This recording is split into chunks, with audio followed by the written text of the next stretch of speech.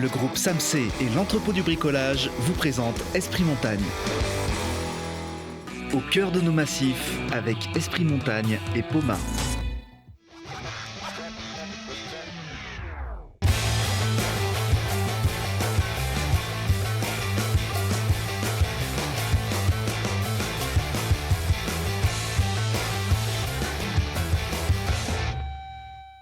Bienvenue à tous, très heureuse de vous recevoir ici dans Esprit Montagne, dans notre studio de Télé Grenoble. Merci à vous tous de votre fidélité. C'est une spéciale Horizon Montagne, aujourd'hui avec Laurent Davier, le rédacteur en chef de Ski Chrono. Bienvenue à toi. Bonjour. Tout va bien ? Bonjour à tous. Ça va, très bien.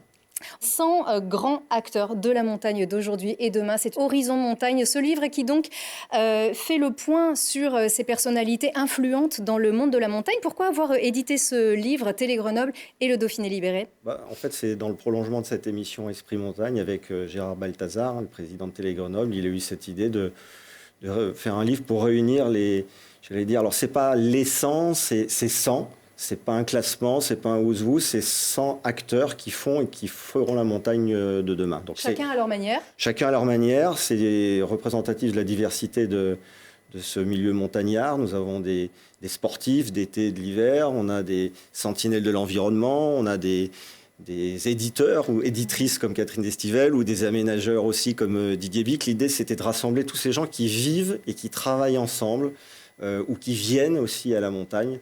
Avec l'idée de faire une photographie pour qu'on voit cette diversité et qu'on parle des enjeux de cette montagne parce que, outre, la priorité environnementale qui s'impose à nous, il y a désormais l'urgence sanitaire, donc il va falloir qu'on s'adapte et c'est le propre des montagnards. Absolument. Donc, nous avons fait un premier choix avec vous. Donc, Catherine Destivelle, bienvenue. Bonjour. Grimpeuse, alpiniste, éditrice, piolet d'or pour l'ensemble de votre carrière. Didier Bic, à vos côtés, vous êtes patron de la station du Col de Porte et également patron, directeur de Casse-Borer, les Dameuses. Et en face de vous, nous avons Eva Aliacar, vous êtes directrice du Parc national de la Vanoise. Bienvenue. On va commencer avec vous, Catherine Destivelle, puisque l'actu récente, c'est quand même un piolet d'or. Piolet d'or. Qu'est-ce que ça représente, ce piolet d'or ? C'est compliqué. En fait, pour moi, c'était compliqué de l'accepter parce que je me demandais si je... c'était... Vous en étiez digne ? Exactement. Parce qu'auparavant, c'était des gens comme Messner, Doug Scott, Bonatti, tous ces gens-là. Puis là, j'arrive... maintenant, je l'ai accepté. On a eu la cérémonie il y a 2 semaines, donc c'était très, très sympa en Pologne.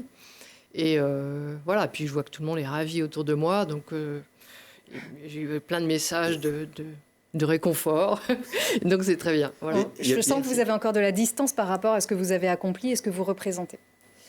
Oui, forcément, et puis voilà, c'est... Oui, puis... Voilà, on peut parler d'autre chose. Non, mais il y a eu combien de femmes, juste Je suis la première femme, voilà. D'accord. Je suis la première femme à le recevoir, et voilà, c'est puis... ce qui est bien en tout cas, c'est que ça fait parler de la montagne. Oui, c'est pas mal. Oui, c'est bien. Est-ce qu'on peut présenter Catherine Destivelle, Laurent Davier ? Alors, Catherine Destivelle, déjà, elle a appris à grimper à Fontainebleau sur les blocs, c'est ça Oui, j'ai à Fontainebleau. Ouais. Voilà, Fontainebleau. Parisienne. Après, voilà, parisienne. Donc, The boss is perfect. Voilà. Elle a ensuite fait ses gammes dans les écrins et puis elle est passée tout naturellement dans le massif du Mont Blanc où là, elle a quand même fait quelques réalisations. Elle a été aussi dans le domaine des premières chez les femmes, notamment cette fameuse trilogie Eiger, Grande Jorasse et Servin, hivernale, c'est ça ? Ouais. Elle est à ce jour la seule à l'avoir réalisée. Chaque déjà sommet est un vrai défi. Là, elle a réalisé les 3, donc ça montre un petit peu la qualité d'alpiniste de Catherine. Elle s'est essayée aussi à l'Himalaya, donc premier 8000 en 94. Donc voilà, elle a ouvert beaucoup de voies. Et puis depuis 2012, elle est directrice d'une maison d'édition, les éditions du Mont Blanc, poste qu'elle partage avec Bruno Dupetit. Et donc elle est partie dans cette aventure de l'édition du livre. Et comme toujours, c'est une compétitrice.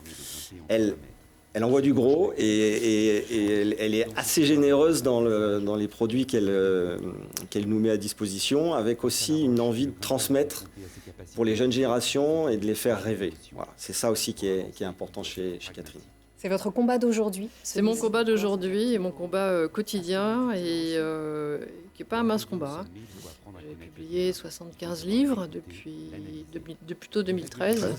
Et puis donc j'ai fait plusieurs collections, une collection pour les enfants avec l'alpinisme, tu connais, l'escalade, tu connais, des livres comme ça. J'ai fait des textes, des récits authentiques. Là, c'est les livres qui vont sortir, sauf celui-là qui est déjà sorti, mais tous ceux-là sont déjà... On va essayer de bien les voir justement à l'écran. J'ai l'impression que vous n'aimez pas qu'on parle du passé. Vous vous situez toujours ben pour moi, c'est un peu... ce qui est à venir. Je suis dans l'édition maintenant, j'ai envie que ça marche, j'ai envie de transmettre, j'ai envie que les gens comprennent ce qui se passe, qu'est-ce qui nous anime en montagne, démystifier un peu cette montagne qui fait peur. Jusqu'à présent, j'ai toujours essayé de montrer une belle image de la montagne et pas l'image hostile, la tueuse d'hommes et donc d'ogres, oui. Et donc j'essaye aussi d'expliquer ce qu'on vit et comment ça se passe. Et c'est vrai qu'il y a des dangers qui existent, mais le jeu, c'est justement de ne pas se sentir, de ne pas tomber dans la gueule du loup, comme on dit. Et ce jeu, en fait, c'est... Quand on fait de l'alpinisme, on se sent un peu assez vivant. C'est-à-dire qu'on est là, on joue avec les éléments et le but, c'est quand même de rentrer toujours à la maison sans une déchirure. Et témoin privilégié aussi, finalement. Témoin privilégié de la planète, si vous voulez, mais c'est le côté moins joli. Parce que c'est le message qui peut passer moi, aussi à travers les enfants, j'ai pas envie de leur dire ça. Dire à les pauvres, bientôt, ceux qui vont naître, ils verront même pas les glaciers, quoi. Donc il faut arrêter, bon, voilà, ça se fait. Maintenant, il faut agir chacun de son côté pour lutter contre ça. Si on peut effectivement bouger ça, et voilà, et surtout leur donner des beaux messages positifs, qu'ils aillent voir la montagne, même si elle bouge, elle change. Nous, on a ce regard, on est triste parce que les glaciers disparaissent, mais en même temps, eux, ils verront quand même une belle nature qui est préservée grâce à des gens comme Eva pour surveiller ces parcs. Mais c'est important, et je pense qu'il faut arrêter de dire que tout se détruit. Enfin, c'est trop pessimiste, et moi-même, ça m'attriste. Je me dis, waouh, qu'est-ce qu'on fait là en ce moment, et c'est vrai qu'en plus, ce contexte de Covid, ça rajoute une douche.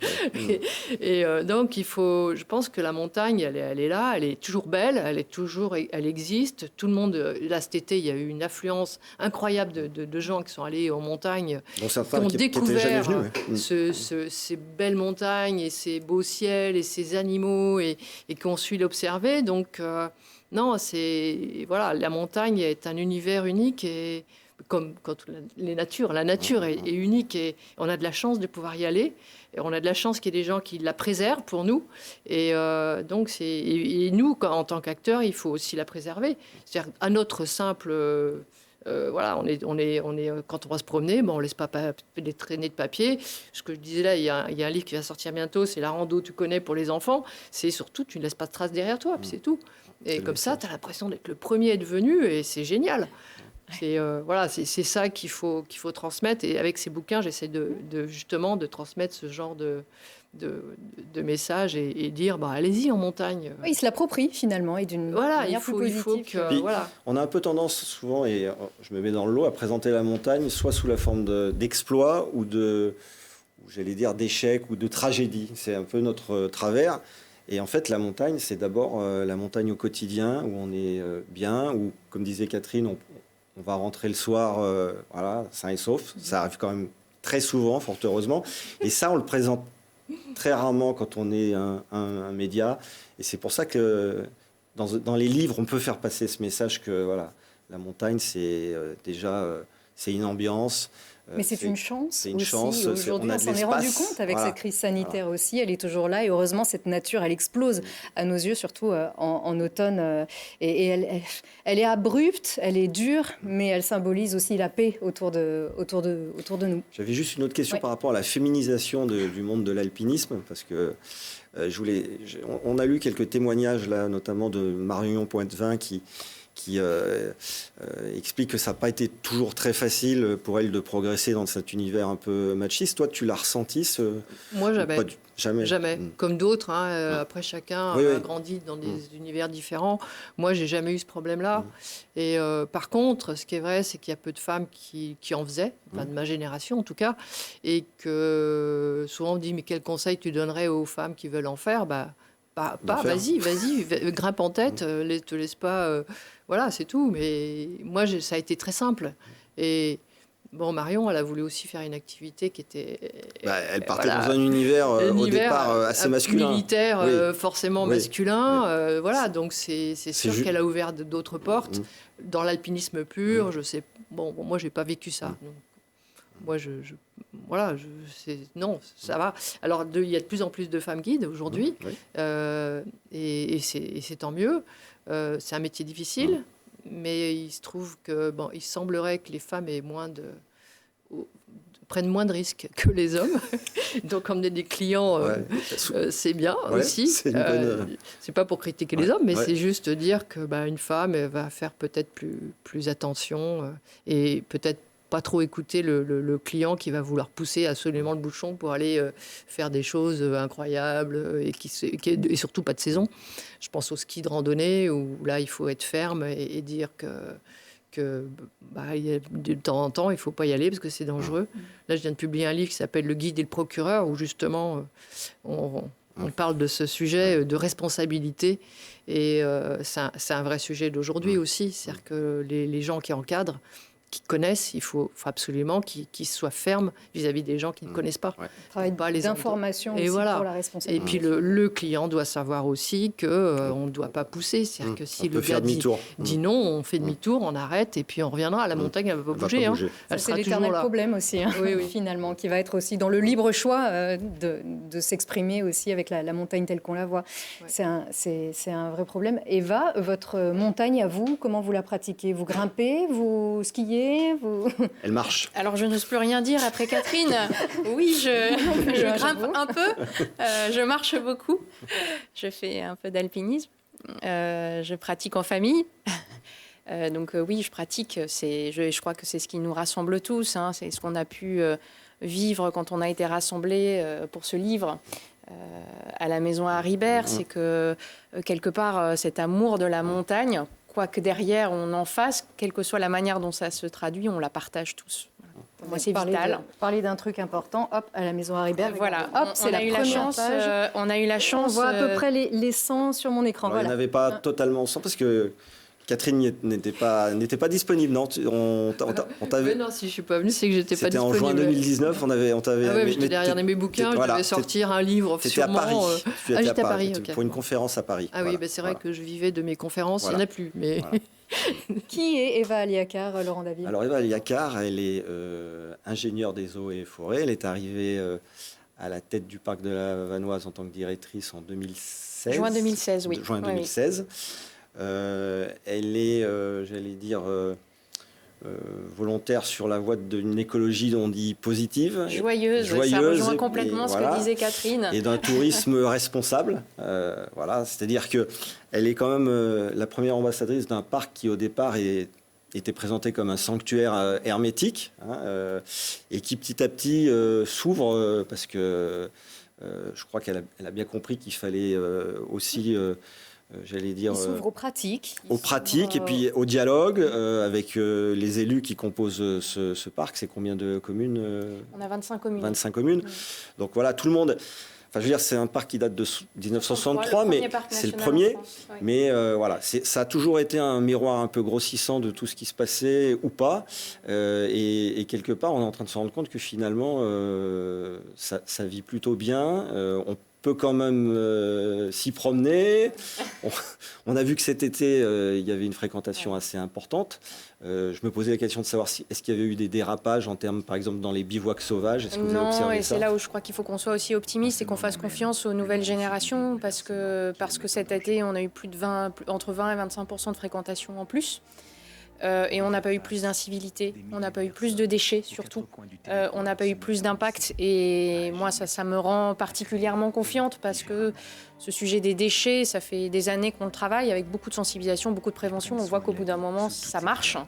Donc ça rend très optimiste sur la suite et moi je saisis chaque occasion pour remercier tous ceux qui sont venus, qui ont profité, qui se sont émerveillés, qui sont rentrés avec un sourire comme ça, parce qu'on en a vu beaucoup, et qui n'ont pas laissé de traces, parce que c'est vrai que c'est chouette d'avoir l'impression d'être le premier à revenir, à venir dans un endroit aussi merveilleux. Mais justement, Eva, on a beaucoup parlé de cette empreinte absolument réduite qu'a laissé ce confinement. Finalement, c'est bien fait sur l'environnement.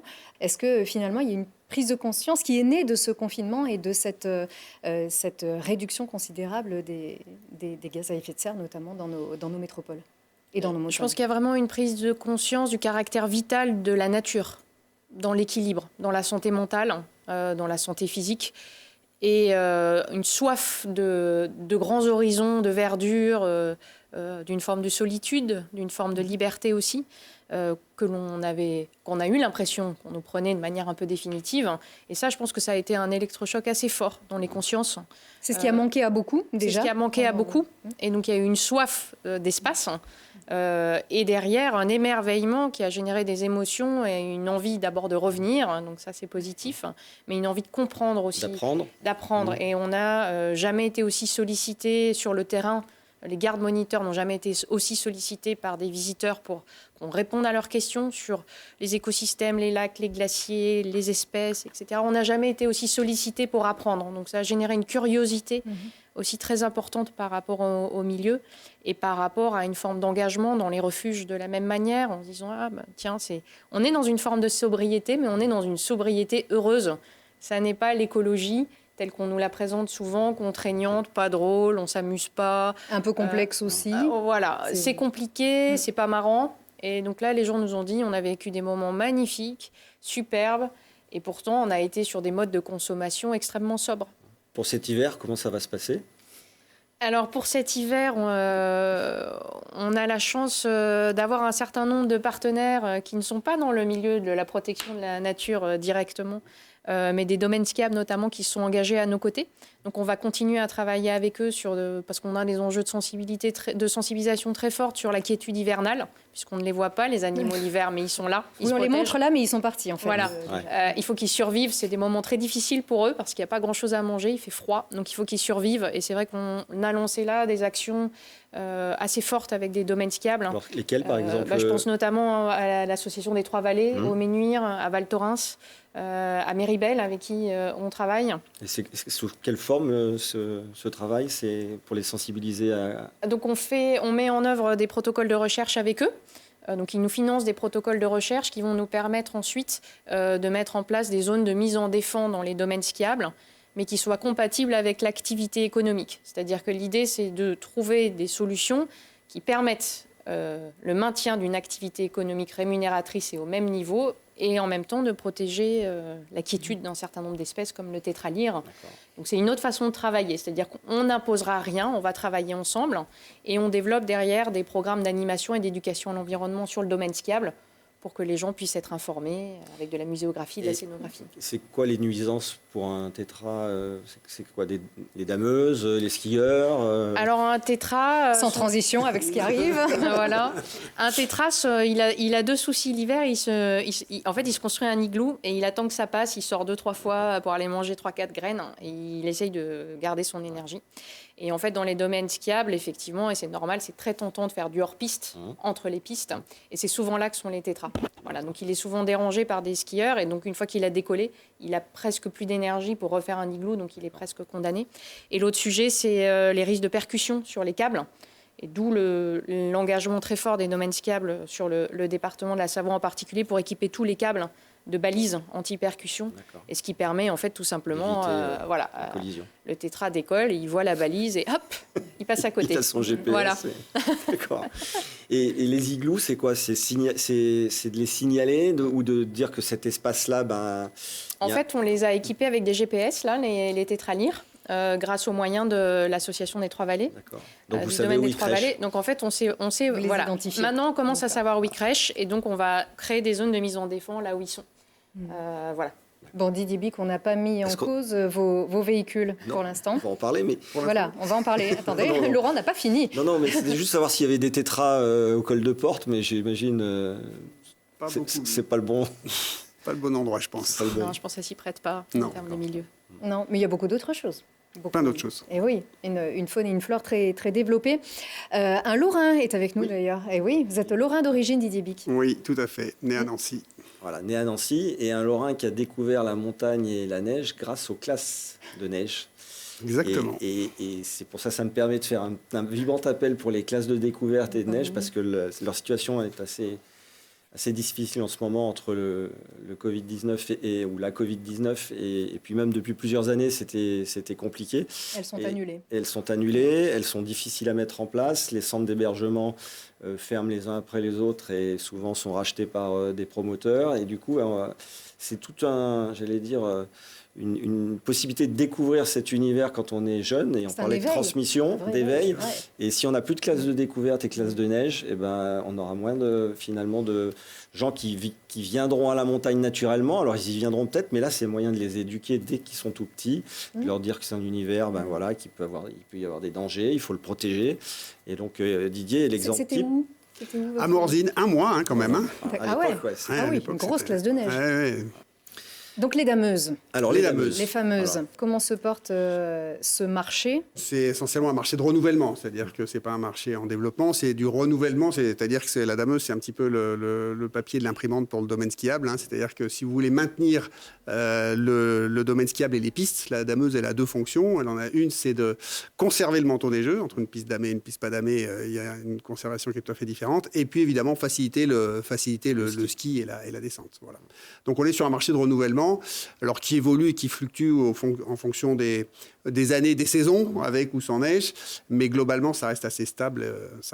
Alors, de la renouvellement, la modernisation aussi.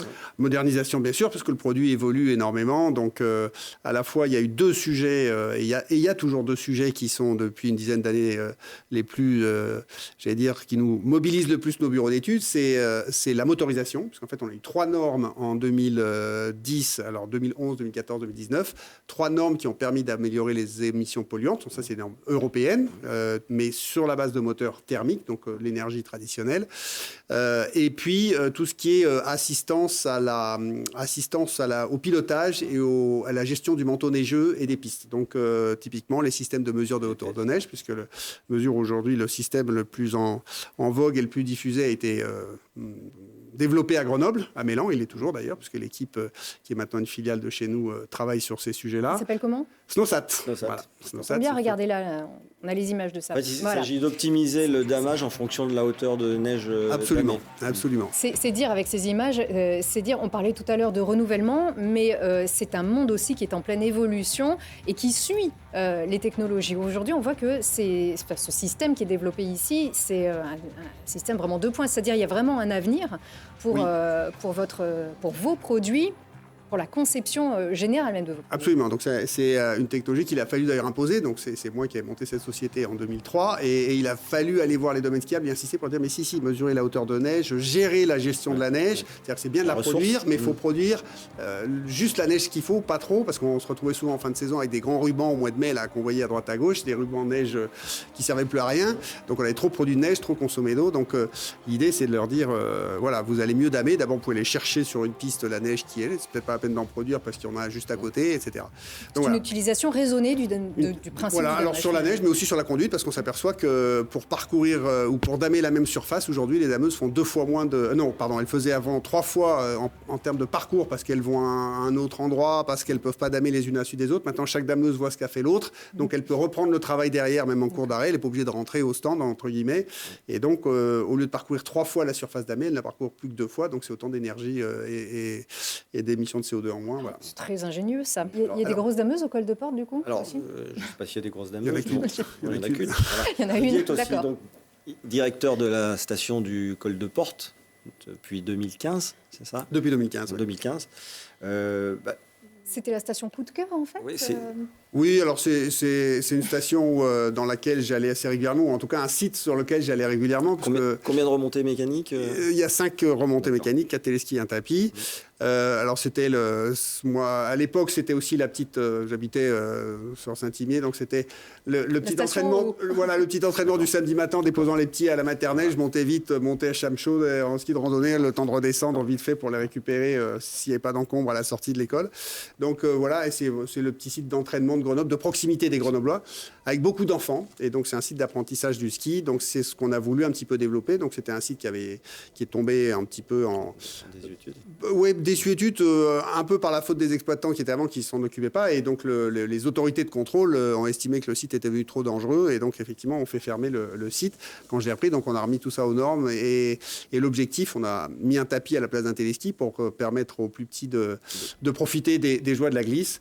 Et surtout sécuriser, parce que voilà, c'est des gamins, donc on ne peut pas se permettre. Faut des matelas de protection, faut des systèmes de sécurité un petit peu partout.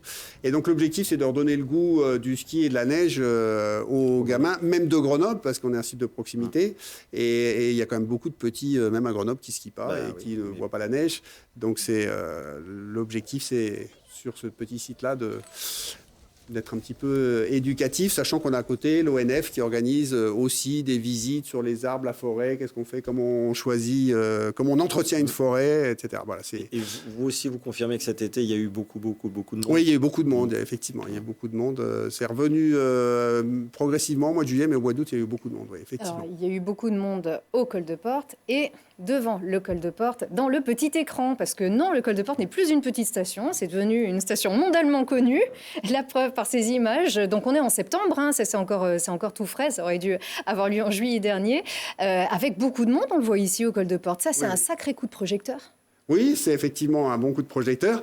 Bon, on a eu de la chance d'avoir une bonne publicité avec le Critérium aussi. Oui, on va le voir juste après ça. D'accord, avec une petite arrivée qui s'est terminée de façon un peu épique, mais l'avantage, c'est que ça a laissé des souvenirs. C'est la montagne. Hein. C'est la montagne, exactement. On pourrait parler encore comme ça 1 heure à peu près, mais l'image, il faut quand même pas passer à côté. Voilà, c'est ça, le Critérium. Je ne sais plus quel est le nom de ce coureur, Laurent, peut-être. Non, je ne sais plus. Bon, ils étaient tous comme ça, de toute façon. À l'arrivée au col de Porte du Critérium du Dauphiné, c'était ça. Très impressionnant. Quand c'est tombé, il y avait beaucoup de monde effectivement au bord du Critérium. Et quand c'est tombé, c'était sauf petit peu, et il n'y avait plus personne. Chacun s'est accroché. Que la grêle. On s'est accroché à des troncs d'arbres. Enfin, c'était assez dantesque, comme on l'entend souvent aussi. Merci beaucoup à vous trois de nous avoir fait partager vos perspectives et votre vision. On a aussi parmi, alors j'ai pas mis des petits post-it, mais bien sûr des athlètes, et notamment celui qu'on attend tous, c'est Alexis Pinturault, qui était un petit peu frustré de la fin de saison qu'il avait pu connaître. Il aborde la nouvelle avec plein d'ambition, et puis il change pas trop son fusil d'épaule, mais le contexte est quand même différent. On l'écoute. L'idée, pour ma part, ce sera un peu la même que par le passé, essayer de viser les super G qui peuvent être intéressants pour moi et pas non plus s'éparpiller un peu partout. Et je pense qu'à l'heure actuelle, il est difficile de se projeter sur le général. C'est sûr que ça reste pour moi un objectif, mais je dois aussi garder un peu à l'esprit que je peux me retrouver à être mis sur la touche un week-end parce que j'ai été cas contact et que j'ai pas pu faire ou proposer un contre-test négatif avant le week-end. Donc c'est ça qui peut être délicat et c'est ça qui peut amener aussi beaucoup d'incertitudes cet hiver. Non, là, il perd pas le nord non plus, Alexis. Non, je pense qu'il sait où il va. Il est passé à deux points du globe de cristal du général. Et après, voilà, il a conscience de ses forces, de ses faiblesses. C'est une saison où il n'y aura pas de combiné, donc là où il avait l'habitude de marquer, mais il est quand même suffisamment fort dans les autres disciplines pour pouvoir s'imposer. Il est très en forme actuellement. En préparation, il a mis des tôles un peu à tout le monde chez les Français. Il est allé aussi s'entraîner avec les étrangers. Pareil, il les a mis au gabarit. Je ne suis pas étonné, il est toujours très très bon d'entrée en début de saison. Il est toujours à l'heure. Voilà. Très bien, alors on accueille encore 2 des personnalités de ces acteurs de la montagne dans ce livre Horizon Montagne. Hop, on vous le rappelle. Alors certains ont une petite page.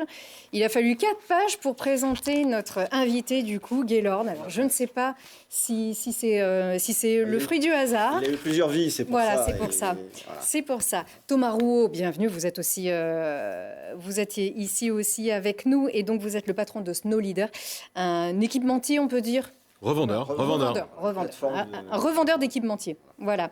Mais alors, Gaylord, bon, c'est pas facile. Il fait partie des inclassables, c'est ça? Je comprends, d'ailleurs. Oui. On avait des catégories, puis il y a une catégorie, on ne savait pas, donc on les a mis tout ça à la fin. C'est les derniers. Donc il y a Gaylord, il y a Enak Gavaggio Rancho, il y a Luc Reversat de la Folie Douce et les Soulflyer, voilà. Etc. Donc c'était un peu les saltimbanques inclassables, mais qui font aussi partie de ce paysage et qui apportent un peu beaucoup de légèreté, mais toujours avec du sens. Donc c'était important qu'il soit aussi présent parce que c'est aussi une façon de vivre la montagne. Voilà. D'accord. T'as l'air un peu mannequin aussi quand même. Je sais pas si la pose, non, parce qu'on te voit souvent un peu nature, un peu. En fait, tu sais prendre la pose aussi. Hein. Ouais. Voilà. Nous, du coup, en fait, on s'était vus il y a un an, jour pour jour. Ah, le contexte, il était chouette. Hein. C'était l'époque où on pouvait voir plein de monde, où ça brassait, où on pouvait se serrer la main, se faire la bise. C'était au festival High Five, au pied de l'Imperial Palace à Annecy, au bord du lac. C'est presque une autre époque aujourd'hui quand on voit ça, Gaylord. Oui, on ne portait pas de masque et effectivement l'événement avait eu lieu. Là, on est à quelques jours de la date anniversaire où elle n'a malheureusement pas eu lieu. J'allais dire, en montagne, on s'adapte. Hein. Parfois, le chemin qu'on voulait prendre, c'est pas celui qu'on prend. Donc, moi, je regarde ça avec forcément déception. J'ai envie que l'hiver, il se déroule justement. Je pense qu'il ne faut pas regarder que son propre prisme. Et je reste positif, alors pas au coronavirus, mais à la passion, quoi. C'est pour moi un virus que j'ai pris très tôt. Donc, forcément, j'ai toujours envie de garder ce virus-là et pas de mon passé ou avoir le remède pour ça, quoi. Donc voilà, forcément pas simple, hiver compliqué, année compliquée, mais l'événementiel c'est un métier compliqué de base en fait. Donc moi en 2015, à l'époque où on a fait le Big Air, etc., on vivait l'époque Je suis Charlie, les attentats avec fallait fouiller les sacs. Donc on a eu beaucoup d'adaptations à voir. Là, le futur c'est avoir une adaptation. Je pense que ça a été sage de ne pas faire le high five. On sentait que les restrictions allaient arriver. Grenoble, là, le vit en plein. Et par contre, on aurait mis en péril la société, l'événement. De le faire. Parce que de le faire et d'être annulé par le préfet quelques jours avant, ça aurait été compliqué. En montagne, on dit qu'il faut savoir renoncer. Parfois aussi, il faut avoir de la résilience. C'est ce que j'ai appris. Donc, je vais essayer de garder ma résilience et accepter cette renonciation. Parce qu'on l'a fait avant qu'on nous l'impose. Et ça a quand même sauvé les meubles, faut pas se mentir, quoi. Donc voilà, quoi. Et je suis content d'être un saltimbanque. Et à la différence d'Alexis Pinturo, je suis jamais à l'heure, mais ça m'a offert 4 pages, donc je resterai moi-même du coup. Alors, Gaylord, comme je disais, il a eu plusieurs vies. Hein. Il a été notamment correspondant du Dauphiné libéré dans la vallée de Serre-Chevalier. Je sais qu'il en parle toujours avec... Il y a un moment d'ailleurs, très jeune. Oui, en plus, c'était au tout début. C'est sur une erreur énorme, quoi. À l'époque, j'avais aidé un journaliste à avoir un rendez-vous avec Guillaume Chastagnol, qui était le snowboarder français que tout le monde voulait avoir, un peu comme un Candide Tovex, mais qui n'était pas très joignable. Et moi, je gardais sa petite fille, Kailéa. Donc je dis, on m'a contacté moi en disant, tiens, on sait que. Et j'étais au rendez-vous, il n'est jamais venu parce qu'il était allé au Lotaré faire du kitesurf. Et la journaliste m'a dit, mais t'as l'air de très mal connaître, tu veux pas faire le papier toi, parce que demain ça doit sortir, quoi, ou après-demain, quoi. Je l'ai fait. Alors moi, j'étais pas très bon à l'école, donc il y avait une secrétaire de rédaction qui passait après les fautes, quoi. On a trouvé que le style était pas mal, etc. Et que je connaissais les nouvelles glisses. Et le Dauphiné m'a donné ma chance. Après, je suis même passé au service des sports. Enfin, franchement, ça m'a. Et grâce au Dauphiné libéré, il faut quand même le dire, j'ai pu espionner pas mal d'événements, parce que j'étais invité en tant que journaliste ou correspondant local, on va dire. Et à force de voir les événements, moi, il y a une phrase de Bec BD que j'aime bien qui dit la meilleure manière de détourner un avion, c'est de monter dedans. Donc, du coup, à force j'ai espionné le mondial du ski et du snowboard. Un jour, on m'a fait une place aux Deux Alpes. Je crois que notre patron de Télé Grenoble est en train de nous regarder. Ce que tu ne sais pas, c'est que tu vas repartir d'ici, correspondant pour Télé Grenoble aussi, vidéaste. Parce que je pense que tu sais faire de la vidéo aussi. Oui. Nos métiers, c'est communicant et j'aime communiquer, mais je m'entraîne pas chez moi devant ma glace ou autre. Je suis passionné. Je pense que quand tu es passionné, là, tous ceux qui sont dans le livre, moi, je regarde ça avec passion. Il y a quand même des gens, enfin, même Thomas, on s'est rencontrés il y a quelques années. Tu te rends compte que vous avez su réunir dans un livre 100 personnes, que certains se croisent, certains s'admirent et d'autres se recroisent. Il y a une admiration. Enfin, on parle du passé et du demain. Et je pense que ce qui fait le maître lien de tout ça, c'est qu'on respecte le passé pour le construire le demain, en fait. Et dans la manière dont Thomas a été disruptif dans son business model avec Snow Leader, il a aussi des boutiques en nom propre. C'est-à-dire qu'il a un pignon sur rue quand tout le monde dit aujourd'hui il faut être full digital. Et dans tout, enfin Catherine Estibel avant, etc. Tu es admiratif de ça. Et donc dans nos métiers, il faut pas oublier, je pense. Et ce sera notre lien. Et c'est un bouquin. Il est censé rester, quoi. Voilà, donc il faut que je reste un peu actif, quoi. Malgré le Covid, il faut que je justifie ma place. Est-ce qu'il y a un classement? Non, justement, c'est pas un classement. J'espère pas, parce que tu es dans les derniers. Hein. Non, c'est pas un classement. Non, on voulait pas faire un classement. Parce que quand je faisais de la compète en ski alpin, même dans les 100, j'arrivais pas à y être. Voilà, non, mais c'est vrai que. Alors, il se rêvait en successeur de Luc Alphand à Serre-Chevalier. Ça n'a pas fonctionné. Mais différemment. Parce voilà, il a réussi autrement. Et voilà, il a créé le mondial du ski. Différentes facettes, voilà. Il a fait plein de choses, quoi. Et il a fait ça. Donc Annecy est magique, hein, c'est ça? Ouais, Non, exactement. c'est ça En plus, ouais. je sais pas si on l'entend, à l'époque c'était un clin d'œil ça, parce que pour mettre un tacle à l'équipe TV, ils voulaient pas diffuser la compétition en live sur l'équipe. Et Annecy Magique, c'est un clin d'œil à Paris et Magique quand il y a le foot. Et je voulais montrer qu'on avait réuni l'équivalent d'un stade de foot pour une compète de ski freestyle, où il y avait même des légendes de l'époque. Edgar, qui a été un peu l'initiateur de ces disciplines-là à l'époque, parce que le ski acrobatique, c'était le freestyle de l'époque avant le New ça a School. explosé. Donc oui, c'est un sacré souvenir, le Big Air. Et c'était son rêve, il disait, il a pas... Une fois qu'il l'a eu fait, il est passé à autre chose, le high five continue, et ça a marqué les esprits. Mais c'était une façon aussi de montrer qu'on pouvait faire ça. Après, c'est aussi une façon de montrer qu'on fait attention à son environnement et que c'est quelqu'un. On n'a pas voulu faire la fois de trop. Voilà. Un sportif, il faut jamais qu'il fasse l'année de trop. Martin, cette année, je veux dire, c'est du génie. Il arrête sa carrière 2 jours après, on est en confinement, quoi. Et il moi, j'admire. en haut. Non, mais c'est ça qui est très fort. Alphand, il a arrêté au moment de son sommet, et Kili aussi. Moi, j'admire énormément ses parcours. Pour moi, le Big Air en mars, donc 6 mois avant, j'avais dit. Cette année, c'est le dernier. On fait le dernier, quoi qu'il arrive. Derrière, on nous a sollicité pour le refaire. On n'a pas voulu le refaire, même si c'était des sollicitations financières. Effectivement, à l'époque, ça a divisé. Et mon métier, c'est de rassembler, pas de diviser. J'ai entendu des messages virulents, mais en soi, il y a toujours du juste dans ce qui est dit. Et j'aime la montagne, donc je ne veux pas n'imaginer aucun avenir dans la montagne et dire on fabrique de la neige, on fabrique ci, on fabrique ça. Donc voilà, quoi. Donc là, tu viens de le dire, ton métier, c'est de rassembler, parce qu'on essaye de le comprendre aussi, ton métier, de trouver une casquette que tu as ici. En fait, finalement, il fallait toutes les mettre, les casquettes, pour te définir et pour montrer aussi l'influence que tu peux avoir dans ce milieu de la montagne, qui est très pluriel. Exactement. Je dis que je suis organisateur d'événements, c'est ça. Toute l'année, c'est mon métier. Aujourd'hui, sur des salons pro avec Sporter, des rassemblements grand public comme le High Five. J'ai organisé de 2003 à 2008 le mondial du ski et du snowboard aux Deux Alpes. Donc en fait, j'ai eu la chance concrètement d'avoir... Je veux dire, à chaque fois, j'ai été dans des échecs énormes. Et de cet échec, je me suis rebondi. Parce qu'à l'époque, je n'étais pas accepté en université en 2003. Mes parents me disent, faut que tu rentres à la maison, qu'on ne va pas te payer un appartement, etc. Et du coup, je dis, tiens, je vais organiser une soirée, il faut que je me fasse connaître. Et un mois après ça, Braque de la PRL, PDG des Deux Alpes, m'offre une place au service événementiel. Donc le multicasquette, en fait, c'est, j'allais dire, dès que j'en perdais une, il fallait que je retrouve une. Puis dans ces métiers-là, tu es en lien avec plein de gens que tu trouves inspirants. Donc parfois, tu t'inspires d'eux, tu as envie d'écrire, tu as envie de faire ci et faire ça. Mais mon vrai métier, j'allais dire, de tous les jours, c'est organisateur d'événements. Et j'espère que ça sera les métiers de demain, même si c'est les métiers les plus touchés aujourd'hui. On sent que c'est le premier réseau social. C'est-à-dire que les gens se retrouvent en vrai. Et on voit qu'on en a besoin et c'est en manque de tout le monde. Donc, voilà. Un vrai réseau social pour de vrai. Où on peut se voir pour de vrai en chair et en os comme sur ce plateau. Snow Leader et Thomas étaient un partenaire aussi très la première boutique à Annecy. Très impliqué. Il y avait eu l'inauguration pendant le High Five. Pour la petite histoire, on a quand même commencé... moi, je commençais ma carrière pour un équipementier qui était partenaire du Mondial du ski et du snow. Donc... un de mes premiers rendez-vous de vrai taf, c'était avec Gaylor aux Deux Alpes. Alors, qui est Thomas Rouault, Laurent ? Alors, Thomas Rouault, c'est un Parisien. Encore un banlieusard. Voilà. Banlieusard parisien. Voilà, qui a découvert la montagne dans le van de ses parents, dans les Vosges, les Pyrénées et les Alpes. C'est aussi une tête bien faite. Il était étudiant en école de commerce Schema, c'est ça ? Exactement. Voilà.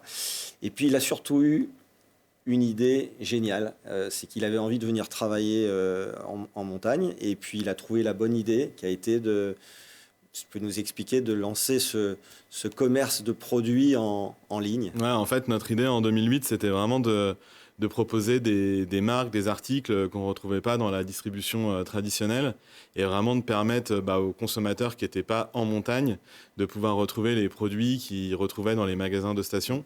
Et le petit gimmick rigolo, c'était d'offrir ce reblochon fermier à tous nos clients qui passaient plus de 150 € de commande pour déjà qu'ils se souviennent de nous, et puis leur offrir un petit bout de montagne avant d'arriver sur leur lieu de vacances. Et tu as commencé dans un garage.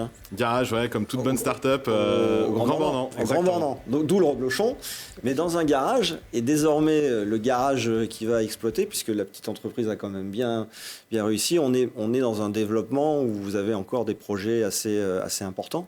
Exactement, on s'installe en Isère, au Versou, en ce moment. On a fait l'acquisition d'un entrepôt qui est au pied des Sept-Lots, une station que j'aime beaucoup. Du coup, on va avoir un peu plus de 25 000 mètres carrés pour pouvoir continuer à grandir et offrir toujours la même promesse, c'est commande passée avant 14 heures, départ le jour même de l'entrepôt, pour tous nos clients qui se situent partout en Europe maintenant. Et il n'y a plus le reblochon. Le reblochon, on le laisse dans les boutiques. D'accord. Parce que du coup, comme notre business à l'export a beaucoup progressé, c'était compliqué de maintenir les reblochons dans les colis. Donc on continue quand même d'offrir un petit bout de montagne, puisqu'on propose toujours un Opinel, des kits de télé de marmotte, on envoie aussi notre miel, on a des ruches installées au bureau. Donc c'est des articles qui voyagent mieux que le reblochon. Mais par contre, dans les boutiques, sous chaque meuble de caisse, il y a notre frigo où le client peut aller choisir son reblochon fermier dès qu'il vient récupérer sa commande. Comme pour rappeler un petit peu d'où on... Alors pas d'où on vient, Ouais, et mais puis vraiment... c'était un moyen aussi de relier l'économie digitale à l'économie pastorale. Quand on est fan de montagne, on aime bien voir qu'il y a des gens qui y vivent, qui entretiennent le territoire.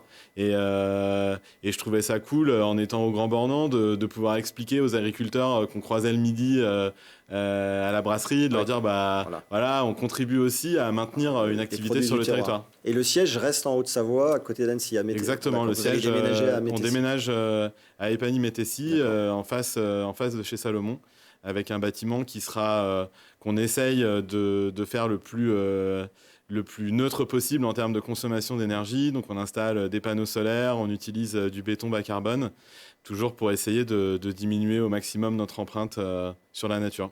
Ok, super. Sacrée innovation qu'on trouve donc dans toutes les bonnes crèmeries. Voilà, on est très inspirés. Merci, belle réussite à vous à l'avenir. Oui, je vais pas demander, mais on le trouve. On le trouve dans toutes les librairies de montagne et les bureaux de presse et tout. En même temps qu'aussi du dernier ski chrono, puisque j'en profite aussi, qui sortira. Donc, en 10 secondes. Le 12 octobre pour le numéro spécial test pour tous les amoureux de matériel. Le traditionnel. Voilà. Merci encore à vous. À très vite. Merci beaucoup, Laurent Davier. Et vous aussi, à très vite sur ce plateau.